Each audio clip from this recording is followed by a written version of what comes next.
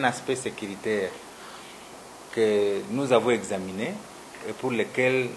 nous voudrions vous proposer à l'opinion une solution. Les débats pourront suivre après. Je voudrais d'abord que je puisse communiquer à l'opinion nationale, internationale et locale cette proposition pour éradiquer l'insécurité, particulièrement au Nord Kivu et globalement en République démocratique du Congo. Et je vais vous donner le format que vous voulez, c'est-à-dire le communiqué de presse, pour que vous alliez l'exploiter. Et si vous voulez une conférence de presse que je pourrais organiser pour expliquer tout cela, je pourrais maintenant le faire. Si vous estimez que vous ne l'avez pas compris tellement. Voici donc l'essentiel de mon message, avec comme titre « La non-exécution de la peine de mort est un facteur essentiel de la montée de l'insécurité en République démocratique du Congo. » Profondément préoccupé par la recrudescence de la criminalité et la persistance de l'insécurité provoquée et aggravée, entre autres, par les défauts d'exécution de la peine de mort à l'endroit des auteurs matériels et intellectuels de ces actes ignobles dont les décisions sont devenues irrévocables, rappelant que les décisions judiciaires sont rendues au nom du peuple, considérant le comportement de certains individus à avoir la facilité d'ôter la vie à des personnes innocentes, conscient du caractère sacré de la vie humaine, ainsi que la nécessité d'une volonté politique engagée de réduire ces cas de criminalité qui viennent d'endeuiller le pays en général et la province du Nord Kivu en particulier depuis plus de 3 décennies, caractérisé par un cycle de violence indescriptible, préoccupé par le sort des victimes de ces actes odieux qui blessent la conscience collective, à l'instar des massacres perpétrés à Beni, des tueries sélectives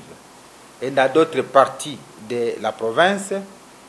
rappelant la précarité des conditions carcérales actuelles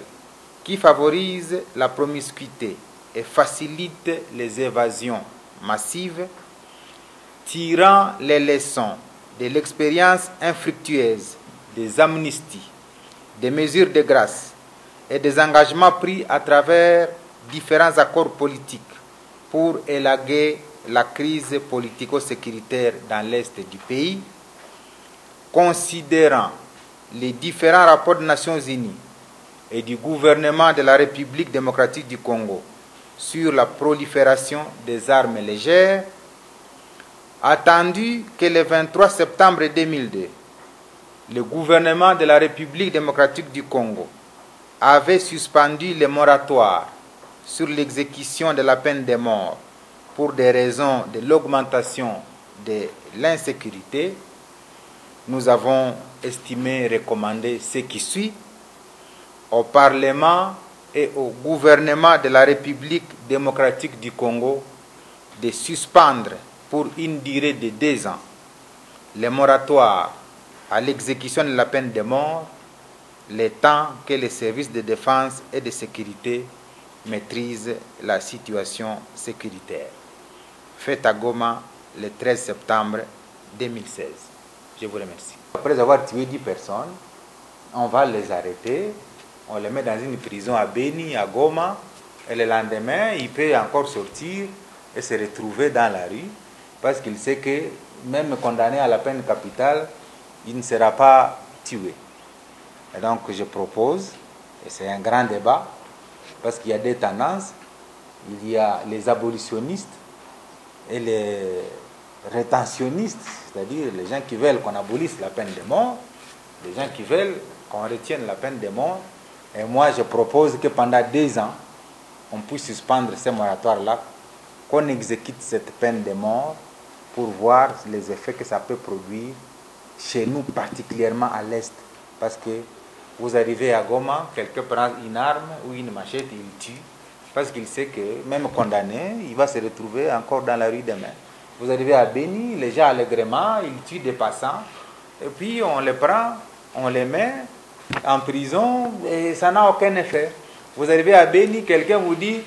oui, c'est moi qui ai participé au massacre de Rwangoma, et on nous a appris à égorger les gens, et vous le voyez, ce monsieur-là, après avoir accepté, il est condamné, mais allègrement, il se trouve être à l'aise après avoir ôté la vie humaine à des centaines de gens.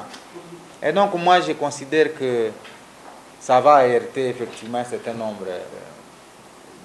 de convictions